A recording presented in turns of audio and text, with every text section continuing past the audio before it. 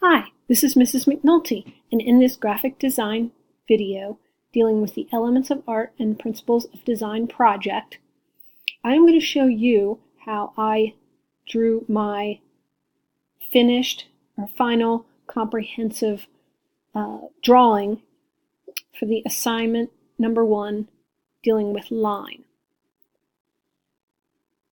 Now, as some background, this project is a big project involving a lot of concepts. Some of the objectives that we're going to cover in this project include understanding the elements of art and the principles of design. We're also going to talk about and use the design process, which is a process that designers, creative people would use when they're working on a project and narrowing down their ideas to a final solution. We're also going to create with abstract images for this project, and the elements that we're specifically going to use are line, shape, and color. As I mentioned, for the final or the comp version of each assignment, we're going to use Photoshop. So I'm going to show you how I drew my line comp in this video. All right. So the design process. It may feel a little awkward at first if you're used to creating just one idea and making it into art or design or even writing a paper. But designers generate as many possible solutions to a problem to improve the quality of their work. Making abstract images allows for an ambiguity, which means uncertainty, to exist. And this allows for even more interpretations. So the main idea is that we're trying to just get as many different ideas down for this assignment or job or client request, we could even say.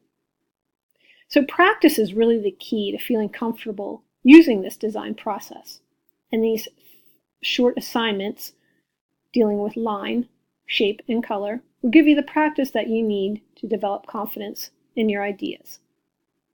All right, so what are we specifically going to do?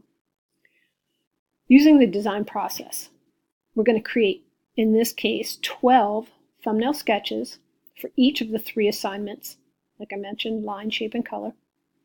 Remember, there is not just one solution, but many right ways to answer these questions or solve these problems. We really want to use our imagination, so put that to work. I want you to look objectively at your ideas, show them to other students, evaluate your thumbnail sketches, and determine which 2 ideas are very effective. Then you're going to create what is called 2 rough sketches or drafts for each of these 3 elements. We're going to do them one at a time, though. Study the assignments or the elements one at a time. It's, again, might feel a little awkward just because it's a new process. After you have your 2 rough sketches or drafts drawn or created, we're going to use the same process to select the one idea that you think is the most effective and create a single, neatly executed, comprehensive design using Photoshop. So you will have one comp or final design for each of these 3 assignments. Okay. So on the screen is an example of a comp that I finished that I'm going to step through and show you how I did. All right. So let's say for assignment 1, you've created your 12 thumbnails. We're going to have 6 different design principles that we're thinking about, and you're going to create 2 versions of that, illustrating that principle using line. So as I said, you're going to look, See which two you think, pick two out of those 12 that you really think are a very good solution, really illustrating that principle. Then you're going to create those two in a little bit larger scale, or a rough draft or sketch. Okay, that's going to be also on paper. Then, after you finish those and you've really thought a little bit more about it, you're going to pick which one is the most effective and create that. So to do that, we would start out with a new document. Okay, we would go up to File, New. Okay. Right now we're calling this Project 5. So I'm going to say 5-Elements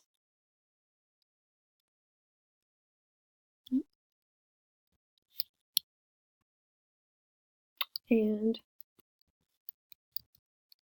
Principles hyphen, and this is our line version, and then your last name. I've already done a few of those, so I'm going to say -V3. Okay, our width is going to be 8.5 inches, so make sure you're in inches, not in pixels. And our height is 11, so that would make it a portrait or a vertical orientation. Resolution's 300 pixels per inch. We're in RGB color mode. A white background, could be 8 or 16-bit for the color mode. Looks good, we'll create. So there's my new document. If you want it a little bit larger, you can always say zoom or view fit on screen.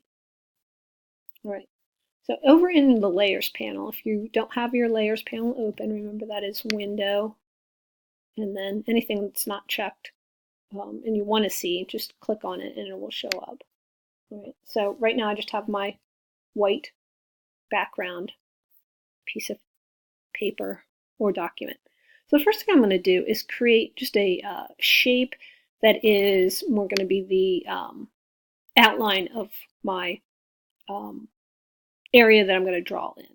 Okay, so I'm going to use the shape tool. I'm going to use a rectangle, come up here, click on my trackpad, draw out a square I'm going for. Probably didn't get it quite square, so you can, when the properties panel opens up, you can go up and just type 7 inches wide and 7 inches high. Okay. It's set to no fill. I don't want it to have any fill, just white is fine, or the white of the paper showing through. Black line, and I'm going to change this to make it a little bit thicker. Let's go with 3 this time. 3 pixels. Okay. All right. So that shows up over in our layers panel. We have a background paper, the rectangle here. The rectangle is actually a what's called a vector shape, which is really what Illustrator is based on. We're in Photoshop, based on pixels. Because of that, we're not going to be able to draw right over that shape with the pencil tool, so we're going to create a new layer. Okay, and that's the button down here by the trash can. Create a new layer in your layers panel. Click on that, you see you have a new layer. We're going to be using the pencil tool to draw our lines. Oh, before we do that, I wanted to show you when I use the move tool to move this shape around on that layer. To get it nice and centered in the page, you can tell when you're moving an object that when the magenta guides show up, it's telling you that it's centered. Okay, so that's a nice built-in feature. Should happen on yours. If it's not, I think you go up to guides or snap and just make sure that it's there. I think it's there automatically though. Okay, so now back to our pencil. Might be under the brush tool. That's the top tool. Again, if you want to see the nested tools, you click on that and sort of drag out. get a pencil tool. Now it's saying that I can't draw on this rectangle, this shape layer, so I have to be on the new layer to be able to use that pencil tool. Now remember, the options for the pencil, for whatever tool you've chosen, are usually up in this options bar. So right now it's showing that I'm using the pencil tool. I'm at 15 pixels, and we want the mode to be normal for this. I've selected a hard round pencil, 100% hardness, 100% opacity, 0% smoothing. Okay, and my color is black, and we know that because of down here in the foreground, background colors, black is in the foreground box. Okay. So what I'm going to do is come down, and the way to draw a very straight line, not a hand-drawn line, but almost like a line with that's mechanical almost, is to click down where you want the line to start, hold down the Shift key, and come up to where you would like that line to end, and again click your trackpad, right? Then release the Shift key. You can come back down, click on that point again on the mouse pad, hold the Shift key down for the trackpad, come up to where you want the line to end, and click again.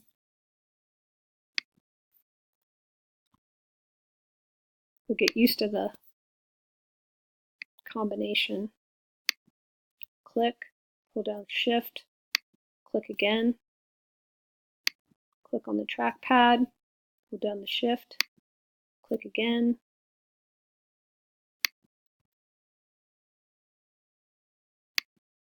Okay, now I'm going to come over and do the draw on the other side.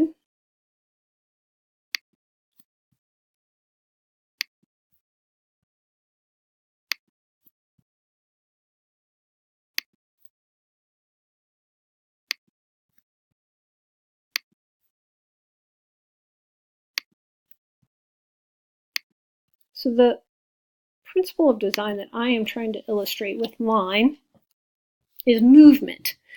And I was thinking about movement as the definition is the path the viewer's eye takes through a design, often to a focal area. So you can see that the lines are leading our eye to this one point, okay, this focal area. So because of that, I have used line, or with line, have illustrated the principle of design called movement. So I'm going to name that up here using my type tool. I'm going to go up to the top of the page, click, and Arial is the last font that I used, and that's a very, kind of plain basic font. 30 point is a nice size. It looks like it's going to fit in there. And I'm just going to type in there the element of line illustrating the principle of movement. Okay, I think we're going to have to. That's good. If you'd like to change any, I'd like that to be bold. Maybe I want the whole element of line. Maybe I'd like the principle of movement to be bold. Okay, that looks good. Now again, a type layer was created because we were using a type tool. If it's not quite where you want it positioned, you can always grab the move tool, move it around. Again, the smart, the magenta guide will show us when we're right in the center, if you're centering things. Checking the spelling, looks good. We'll come down to the bottom and just add my name, which I'd like you to add your name to.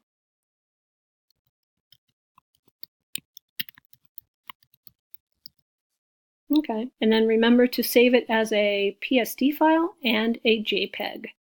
in your folder for the finished area of the project.